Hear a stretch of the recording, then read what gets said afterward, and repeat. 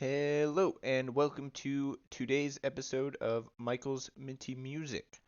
Today we are reviewing The Truth About Love, Pink's sixth studio album, came out in 2012.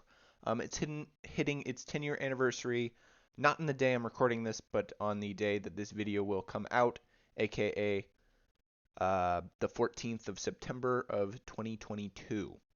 So, because it's hitting a decade old, and it's a relatively decent album, I decided I would review it. This is the track listing. You got 13 tracks on the standard edition of the album, and these are the tracks I added to my playlist. Just slightly over half here. I believe I chose 7 out of the 13 tracks. And that represents the album pretty well here. About half of the tracks are good. The other half are kind of meh. And then, so the singles off the album were Blow Me One Last Kiss and Try, and those two both got radio play, in addition to the two songs right below them, Just Give Me a Reason and True Love. All those four got radio play in the early 2010s. Um, my favorite song here is I probably got to go with Blow Me One Last Kiss. I think that's the most sort of interesting rock one. Um, but it's not my favorite song by a large margin. The good songs on this album are all pretty much the same level of goodness. There's no really standout hits here that are like, oh yeah, this song is really good. I really like this one, at least in my opinion. The radio songs are just probably slightly better than the non-one radio songs here.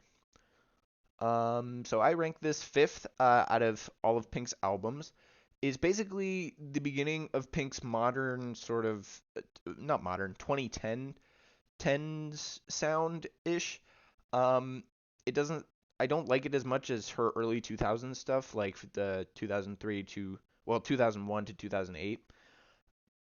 But it's still probably the best out of her 2010s work. It's the better than Beautiful Trauma and Hurts to Be Human, and it just doesn't hold up against any of Pink's earlier albums, with the exception of Can't Take Me Home, which, in my opinion, is terrible. That one sucks. But the main sort of catalog of Pink, this is the top of the bottom half of Pink's catalog, in my opinion.